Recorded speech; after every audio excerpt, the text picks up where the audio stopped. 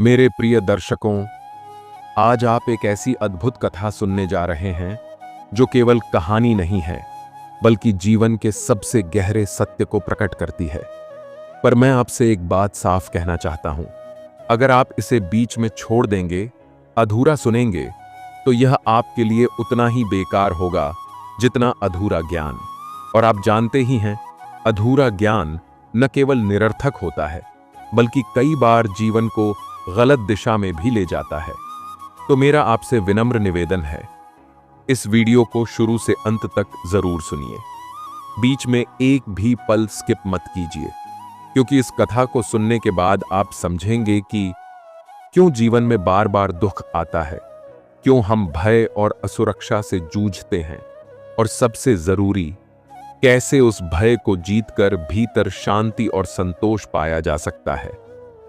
ये केवल राजा और गरीब की कहानी नहीं है, ये आप और मेरे जीवन की कहानी है। और जब तक आप इसे पूरा नहीं सुनेंगे, आप उस दिव्य संदेश तक नहीं पहुंच पाएंगे जो आपके जीवन को बदल सकता है। तो आइए, मन को स्थिर कीजिए, ध्यान को एकाग्र कीजिए और इस आध्यात्मिक यात्रा की शुरुआत करते हैं।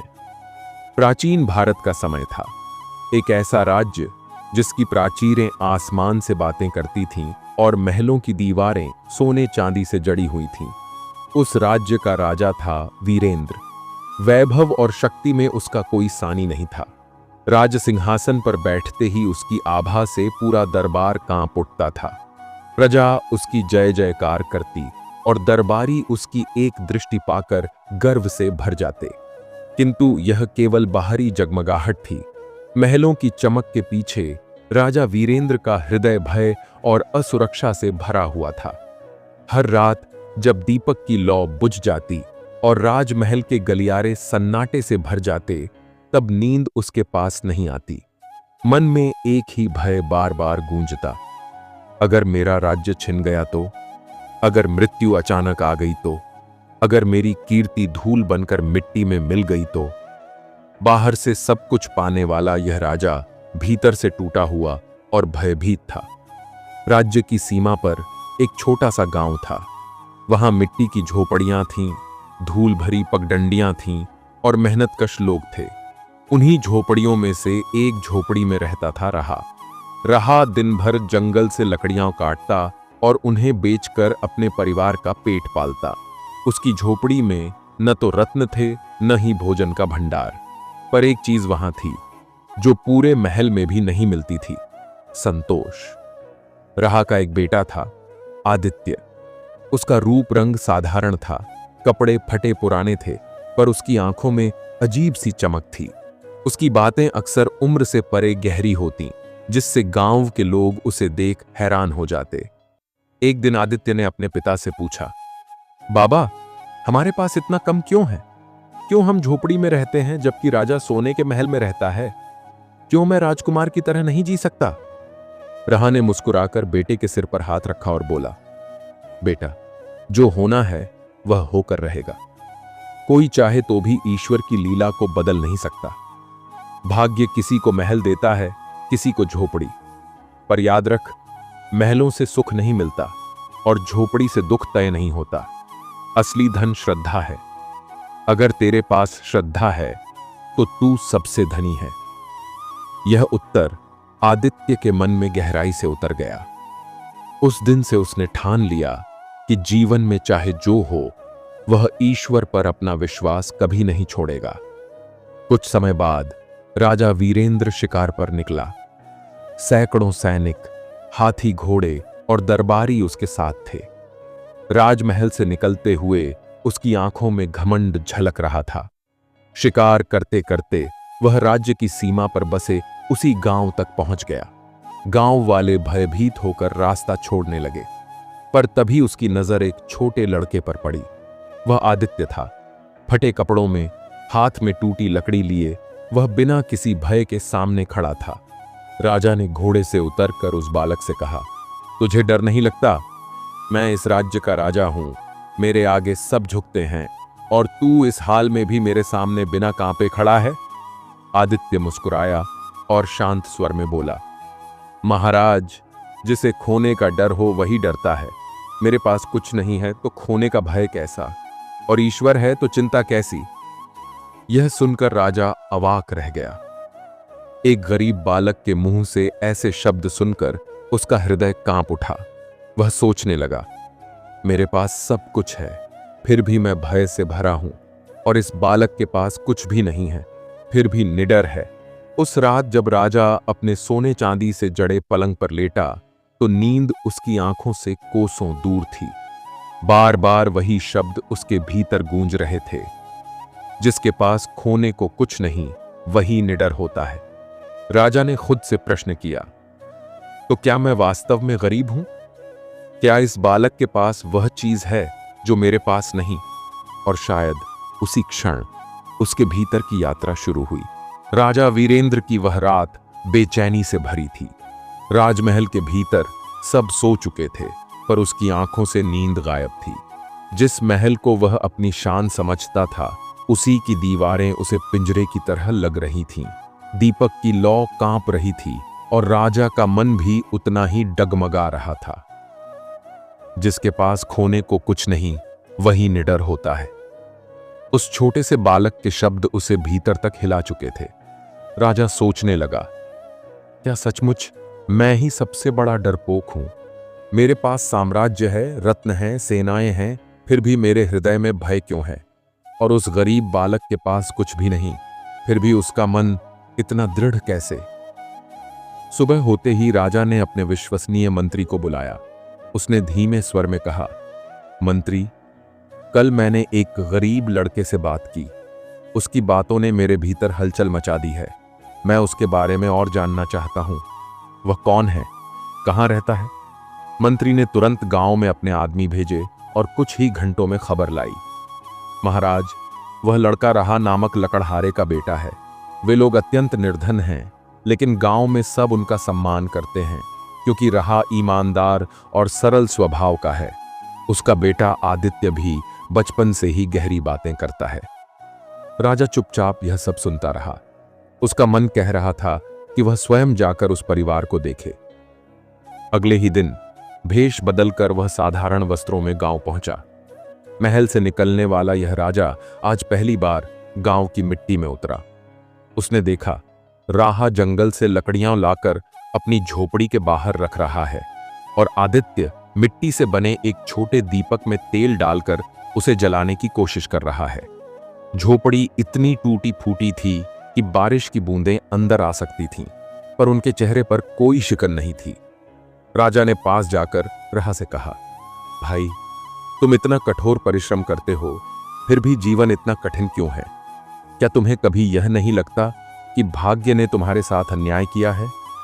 राहा ने मुस्कुराकर उत्तर दिया, मित्र, भाग्य और ईश्वर की लीला हम समझ नहीं सकते। मैं जंगल जाता हूं, लकड़ियां काटता हूं, और जो मिलता है उसी से घर चलता है। जब तक शरीर में श्रम की शक्ति है, तब तक भूख मिटती रहेगी, और जब शक्ति नहीं रहेगी, तब भी ईश्वर कोई न कोई उपाय कर देगा। मैं उसकी इच्छा में ही सुख मानता हूं। यह सुनकर राजा के हृदय में जैसे कोई भारी पत्थर और दब गया। उसके मन में प्रश्न उठा, मैं जो ईश्वर के नाम पर इतने यज्ञ करता हूं, मंदिर बनवाता हूं, ब्राह्मणों को दान देता हूं, फिर भी भीतर अशांत हूं, और यह गरीब लकड़हारा बिना किसी आडंबर के इतना शांत और संतुष्ट कैसे है? उसी समय आदित्य ने पिता की ओर देखा और कहा, बाबा, क्या मैं उनसे एक प्रश्न पूछ सकता हूं? राहा ने सिर हिलाकर अनुमति दी। आदित्य ने राजा से कहा, अजनबी, बताओ, तुम्हें सबसे बड़ा भय किससे लगता है? यह सुनते ही राजा चौंक गया। उसने सोचा, यह बालक तो सीधा मेरे हृदय को पढ़ लेता है। कुछ देर मौन रहने के बाद उसने धीरे से कहा, मुझे सबसे बड़ा भय मृत्यु से लगता है। मृत्यु सब कुछ छीन ले जाएगी, राज्य, धन, कीर्ति, और मुझे शून्य कर देगी। आदित्य ने शांत स्वर में कहा, मृत्यु से क्यों डरते हो? मृत्यु शत्रु नहीं, मार्ग है। जैसे दीपक की लौ बुझकर सूरज के प्रकाश में समा जाती है, वैसे ही जीवन की छोटी सांसें अनंत श्वास में विलीन हो जाती हैं। यदि तुम इसे अंत मानते हो तो भय होगा, पर यदि इसे आरंभ समझो तो यह उत्सव है। राजा इन शब्दों से कांप उठा। एक पल के लिए उसे लगा जैसे वह किसी साधारण बालक से नहीं, किसी ऋषि से संवाद कर रहा हो। वह उठकर झोपड़ी के बाहर चला गया और मन ही मन सोचने लगा, क्यों इस बालक की वाणी मेरे भीतर इतनी गहराई से उतर जाती है? क्यों मुझे लगता है कि मेरे सारे प्रश्नों का उत्तर इसी के पास है? वापस महल लौटते समय राजा वीरेंद्र का मन उलझनों से भरा हुआ था। महल की सीढ़ियां चढ़ते हुए उसे पहली बार यह वैभव बोझ जैसा लगा। वह सोचने लगा, क्या सचमुच मेरा साम्राज्य उस बालक की एक मुस्कान के आगे तुच्छ है? क्या मैं सचमुच खाली हूं? उस रात फिर नींद गायब थी, पर इस बार भय की जगह एक नई आग जल रही थी, सत्य की खोज की आग। दिन बीतते गए, पर राजा वीरेंद्र की बेचैनी कम होने के बजाय और बढ़ती गई। राजमहल की हर सभा, हर दावत, हर युद्ध तैयारी उसके लिए अब रसहीन लगने लगी थी। जहां पहले उसका हृदय जय जयकार की आवाजों से भर जाता था, अब वही शोर उसे खोखला प्रतीत होता। उसके मंत्रियों ने देखा कि राजा का मन दरबार में नहीं लगता। वह बार बार विचारों में डूब जाता और किसी अज्ञात गहराई में खो जाता। एक मंत्री ने साहस कर पूछा, महाराज, सब कुशल तो है? आप इतने विचलित क्यों हैं? राजा ने उत्तर दिया, कुशल? कुशल केवल वही है जिसका मन शांत हो, और मेरा मन मेरी सबसे बड़ी कमजोरी बन चुका है। राजा अब अक्सर अकेले महल से बाहर निकल जाता और आम जन की जिंदगी देखने लगता। वह देखता कैसे किसान दिन भर की मेहनत के बाद भी शाम को अपनी झोपड़ी में बैठकर गाना गाता है, कैसे कोई माँ अपने भूखे बच्चों को भी मुस्कुराकर कहानी सुनाती है, कैसे रहा और आदित्य जैसे निर्धन लोग भी हर पल को आशीर्वाद की तरह जीते हैं। और फिर वह अपने महल की ओर देखता, रत्न जटित दीवारें, स्वादिष्ट भोजन, सोने चांदी के बर्तन, दास दासियां, पर न हंसी न संतोष। उसे बार बार लगता जैसे सारा वैभव राख के समान है। एक रात राजा ने सपना देखा। उसने देखा कि वह युद्ध भूमि में अकेला खड़ा है। उसके चारों ओर शत्रु तलवारें लिए खड़े हैं। उसकी विशाल सेना, उसके हाथी, उसके रथ सब गायब हैं। वह भागने की कोशिश करता है, पर उसके पांव जकड़े हुए हैं। तभी एक गहरी आवाज गूंजती है, राजा, तेरा भय ही तेरा शत्रु है। जब तक तू अपने भीतर इस शत्रु को नहीं हराएगा, तब तक कोई विजय सच्ची नहीं होगी। राजा नींद से कांपते हुए जागा। उसका हृदय धड़क रहा था। वह समझ गया कि यह कोई साधारण स्वप्न नहीं था, बल्कि संकेत था। अगले ही दिन वह पुनः राह की झोपड़ी पहुंचा। इस बार उसके साथ न सैनिक थे न दास। वह अकेला आया। राह लकड़ियां काट रहा था और आदित्य मिट्टी के खिलौने बना रहा था। राजा उनके सामने बैठ गया और कहा, मैं राजा हूं, पर भीतर से इतना असहाय हूं कि तुम्हारे जैसा साधारण जीवन भी मुझे अब दुर्लभ प्रतीत होता है। मुझे बताओ, यह शांति तुम्हें कैसे मिलती है? राह ने गंभीर स्वर में उत्तर दिया, महाराज, शांति कोई बाहर की वस्तु नहीं, यह भीतर का दीपक है। जब हम ये मान लेते हैं कि जो होना है वह होकर रहेगा, तब मन का बोझ उतर जाता है। आप जीवन को नियंत्रित करना चाहते हैं, इसलिए भय आपको जकड़ लेता है, पर जब आप जीवन को समर्पित कर देते हैं, तब भय घुल जाता है। राजा ध्यान से सुनता रहा। आदित्य ने आगे कहा, महाराज, मैं आपको एक छोटी सी कथा सुनाता हूं। उसने कहा, एक बार एक पक्षी और एक तूफान आमने सामने हो गए। तूफान ने गर्जना की और कहा, मैं तुझे नष्ट कर दूंगा। पक्षी ने शांत स्वर में उत्तर दिया, मैं उड़ नहीं सकता तो भी मैं गाऊंगा, मेरा गीत मेरा बल है। तूफान ने अपनी पूरी शक्ति लगा दी, पेड़ उखाड़ दिए, पहाड़ हिला दिए, पर वह छोटे पक्षी की गान की ध्वनि को चुप नहीं कर पाया। जब तूफान थक कर शांत हुआ, तब भी वह पक्षी गा रहा था, महाराज, यही जीवन है। परिस्थितियां तूफान की तरह आती हैं, पर यदि हमारे भीतर गीत है, विश्वास है, तो कोई तूफान हमें हर नहीं सकता। राजा की आंखें भर आईं। उसने अपने हाथ जोड़कर कहा, बालक, तू मेरे लिए गुरु के समान है।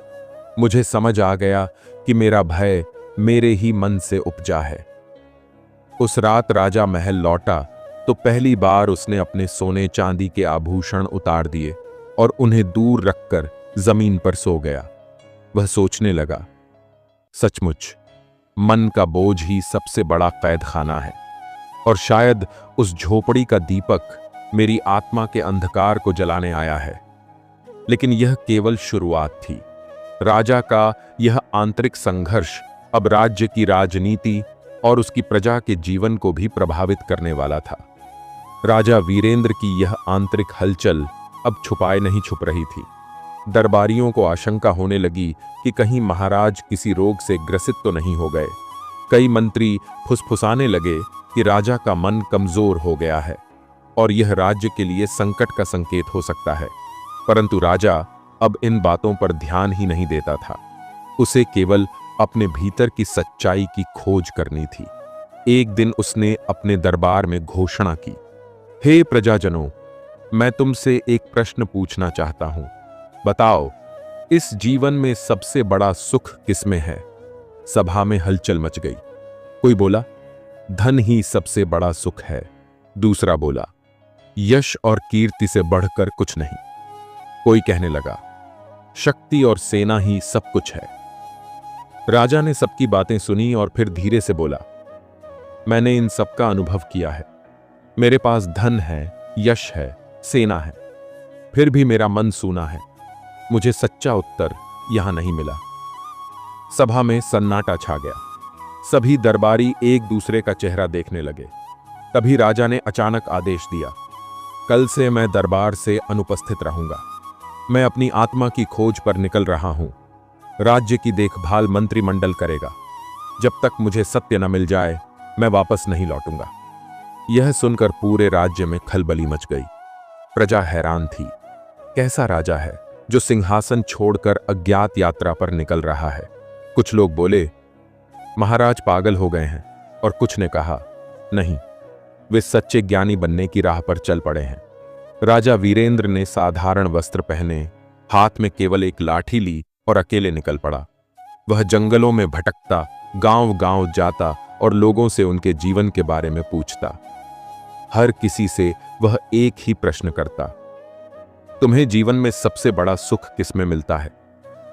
और हर उत्तर सुनकर वह अनुभव करता कि सत्य कई रूपों में प्रकट हो सकता है, पर उसकी जड़ एक ही है। यात्रा के दौरान एक दिन वह एक साधु से मिला। साधु नदी किनारे ध्यान मग्न बैठे थे। राजा ने उन्हें प्रणाम किया और अपनी सारी व्यथा सुना दी। साधु ने मुस्कुराते हुए कहा, राजन, जिस सत्य को तू बाहर ढूंढ रहा है वह तेरे भीतर ही है। जीवन का नियम बहुत सरल है, जो होना है वह होकर रहेगा। इस सत्य को जिसने स्वीकार लिया वह मुक्त हो गया। तूने अब तक सबको नियंत्रित करना चाहा, यही तेरे दुख का कारण है। अब तू स्वयं को ईश्वर की इच्छा के हवाले कर दे। यह सुनकर राजा के हृदय पर जैसे कोई पर्दा हट गया। उसे लगा कि उसके भीतर एक गहरी शांति उतर रही है। वह साधु के चरणों में झुक गया। राजा कुछ दिनों बाद अपने राज्य लौट आया, पर अब वह वही व्यक्ति नहीं था। उसकी आंखों में वैभव की चमक नहीं, बल्कि शांति की आभा थी। जब वह दरबार में बैठा तो उसकी वाणी पहले से कहीं अधिक गहरी थी। उसने कहा, हे प्रजाजनों, अब से इस राज्य में सबसे बड़ा धन न केवल सोना चांदी होगा, बल्कि संतोष और सत्य होगा। किसान की मेहनत, स्त्री का सम्मान और बच्चे की मुस्कान ही हमारे साम्राज्य की असली पूंजी होगी। लोगों ने पहली बार अपने राजा में करुणा और दिव्यता देखी। धीरे धीरे राज्य बदलने लगा। कर कम हो गए, प्रजा पर अत्याचार घट गए और हर ओर संतोष का वातावरण फैलने लगा। राजा ने रहा और उसके पुत्र आदित्य को राजमहल में बुलाया। उसने आदित्य से कहा, बेटा, तू मेरे लिए गुरु बन गया। आज मेरा हृदय मुक्त है। मैं चाहता हूं कि तू इस महल में आकर सबको वही ज्ञान दे जो तू जीता है। पर आदित्य ने मुस्कुराकर कहा, महाराज, ज्ञान का दीपक महल में नहीं, हर झोपड़ी में जलना चाहिए। मैं वहीं रहूंगा जहां मैं जन्मा हूं, क्योंकि वहीं से मेरा गीत गूंजता है। राजा उसकी बात समझ गया।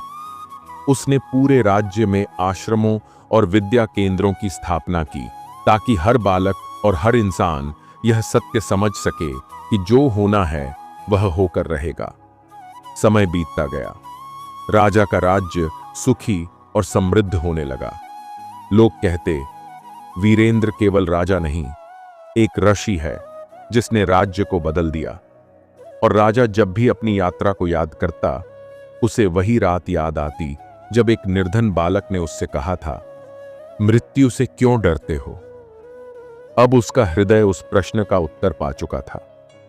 वह मुस्कुराता और कहता, मृत्यु अब मुझे भयभीत नहीं करती, क्योंकि अब मैं जानता हूं यह अंत नहीं, आरंभ है। श्री कृष्ण कहते हैं, हे मानव, तू क्यों सोच सोचकर अपने मन को दुखी करता है? भाग्य की रेखाएं किसी के हाथों से नहीं लिखी जाती। यह पूरा ब्रह्मांड नियमों से बंधा है और इन नियमों के आगे कोई नहीं चल सकता। जो होना है वह होकर ही रहेगा। तू केवल व्यर्थ ही चिंताओं के बोझ से दबा है। जिसे तू आज हार समझ रहा है, वही तुझे कल विजय का मार्ग दिखाएगा। जिस दर्द को तू शाप मान रहा है, वही तेरी आत्मा को तपाकर हीरे की तरह चमकाएगा। मनुष्य का काम केवल पुरुषार्थ करना है, परिणाम उसके हाथ में नहीं होता। जब तू परिणाम पर पकड़ छोड़ देगा, तभी तेरा जीवन हल्का हो जाएगा। याद कर, जब अर्जुन रणभूमि में खड़ा था, उसके हाथ कांप रहे थे, आंखों में आंसू थे। सामने अपने ही बंधु बांधव खड़े थे। अर्जुन ने सोचा, मैं ये युद्ध नहीं लड़ सकता। तब मैंने कहा, हे पार्थ, तेरा जन्म ही धर्म की रक्षा के लिए हुआ है। तू केवल अपना कर्तव्य कर। जो होना है वह होकर ही रहेगा। और वही अर्जुन जो टूट चुका था, वही अर्जुन इतिहास का सबसे महान योद्धा बना। मनुष्य का सबसे बड़ा शत्रु उसका भ्रम है। वह सोचता है कि सब कुछ उसके हाथों में है, परंतु सत्य यह है, सृष्टि का प्रत्येक कण उसी के अनुसार चलता है जो नियति ने तय किया है। लेकिन इसका अर्थ यह नहीं कि तू हाथ पर हाथ धरे बैठा रहे। पुरुषार्थ तेरे हाथ में है और परिणाम ईश्वर के हाथ में। सुन एक कथा। एक किसान था जिसकी पूरी फसल जलकर राख हो गई। गांव वाले उसे देखने आए और बोले, अब तो तेरा सब कुछ खत्म हो गया। लेकिन किसान मुस्कुराया और बोला, जो होना है वही होगा, मैं फिर से बोऊंगा। अगले वर्ष उसकी फसल दोगुनी हुई और वही लोग आश्चर्य से भर गए। देखो, यही है विश्वास का बल। जो व्यक्ति परिस्थिति पर नहीं बल्कि ईश्वर पर भरोसा रखता है, उसका जीवन अंधकार से प्रकाश में बदल जाता है। हे मानव, तू भी वही कर। जो बीत गया उसे मत कोस, जो आने वाला है उससे मत डर। तू केवल आज का कर्म कर और उसे समर्पण के साथ कर, क्योंकि नियति चाहे जो भी रच दे, तू उसे साहस और विश्वास से जी लेगा। यही है जीवन का सबसे बड़ा रहस्य। जब तू सोचता है कि तेरा जीवन बिखर गया है, तब वास्तव में तेरे जीवन की नई शुरुआत हो रही होती है। टूटना बुरा नहीं है। टूटने के बाद ही मिट्टी नया आकार लेती है। बीज भी तो मिट्टी के अंधेरे में सड़ता है, गलता है, तब जाकर अंकुर फूटता है और विशाल वृक्ष बनता है। उसी तरह तेरे जीवन की कठिनाइयां तुझे तोड़ने नहीं बल्कि तुझे गढ़ने आई हैं। ध्यान रख, यह संसार तेरी परीक्षा लेता है। कठिनाइयां तुझे गिराने के लिए नहीं आती, बल्कि तुझसे तेरा सामर्थ्य उजागर करने आती हैं। अगर जीवन में सब कुछ आसानी से मिल जाए, तो मनुष्य कभी अपने भीतर की गहराई को नहीं जान पाता। दुख और संघर्ष ही तेरी आत्मा को परिष्कृत करते हैं, जैसे अग्नि सोने को परखती है। एक कथा सुन। एक मूर्तिकार था। वह एक बड़े पत्थर को तोड़ तोड़कर मूर्ति बनाने में लगा था। राहगीर ने पूछा, तू इस कठोर पत्थर को क्यों पीट रहा है?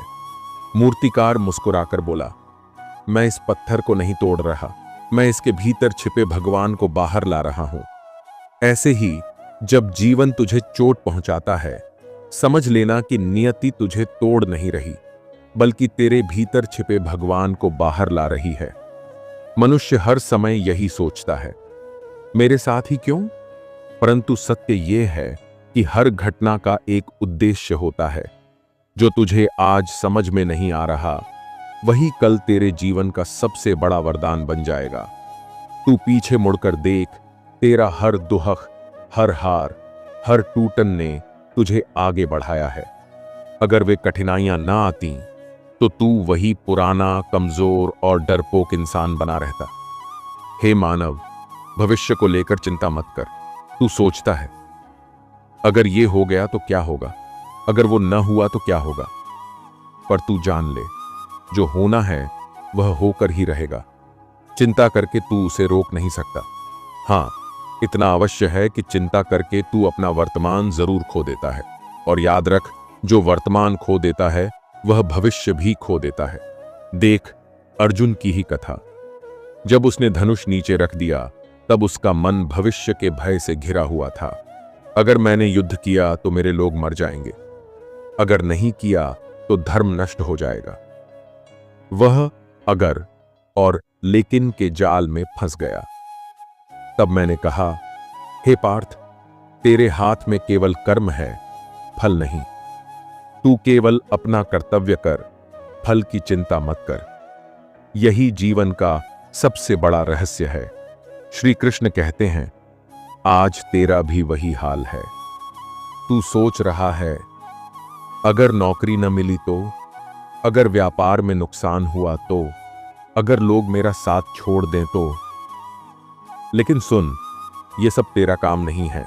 तेरा काम केवल प्रयास करना है, कर्म करना है।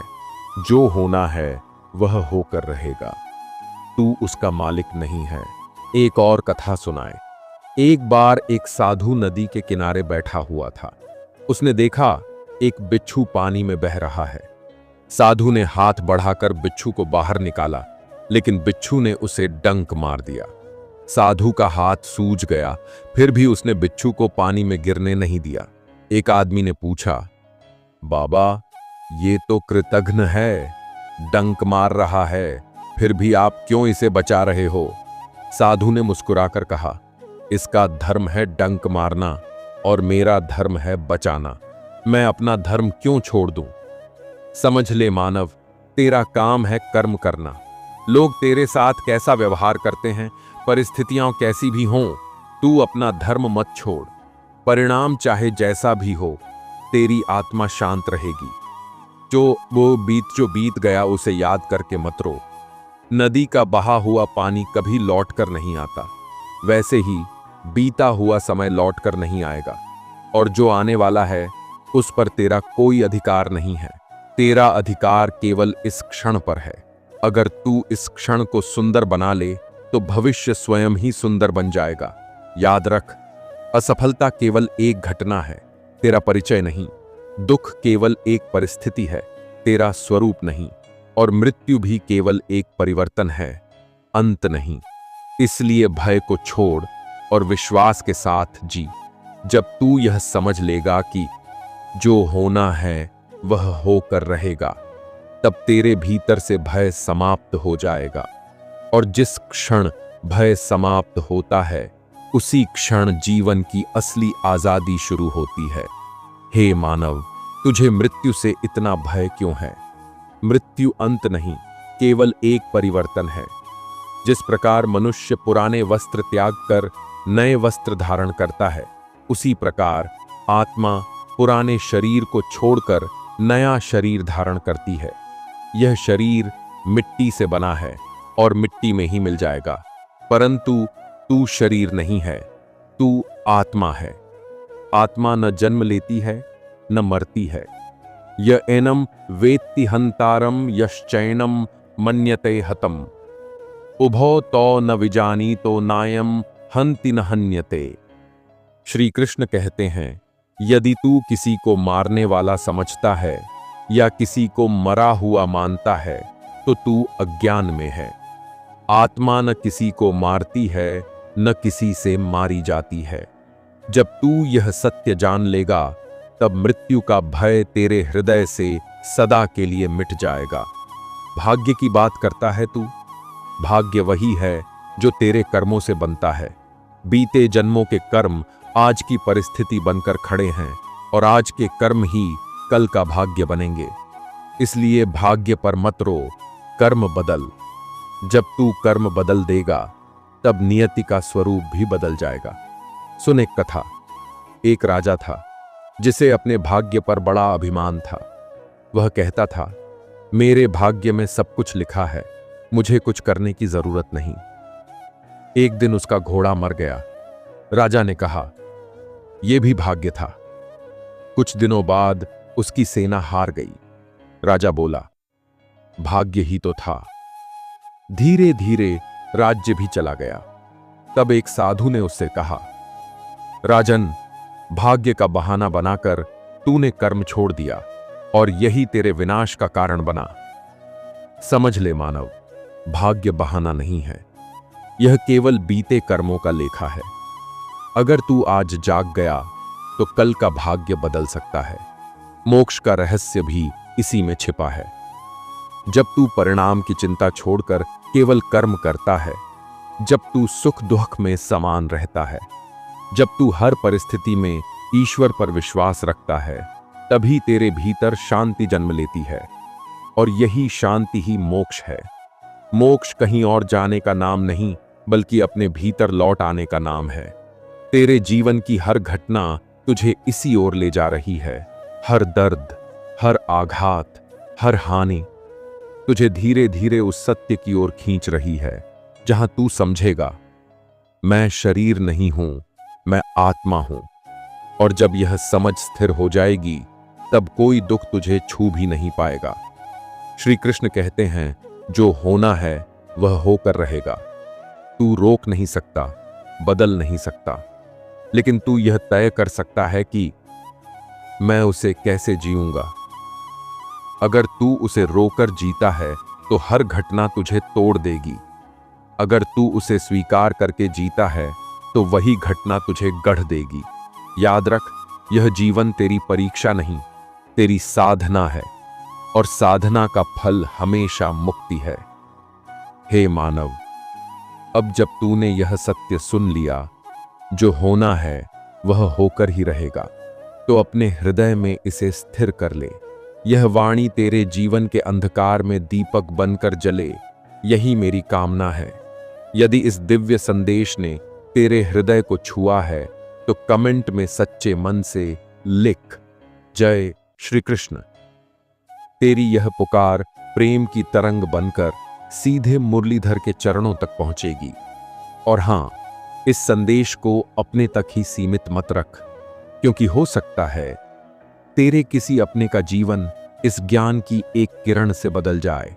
इसलिए इस वीडियो को अधिक से अधिक साझा कर, ताकि हर हृदय तक श्री कृष्ण की यह दिव्य वाणी पहुंचे।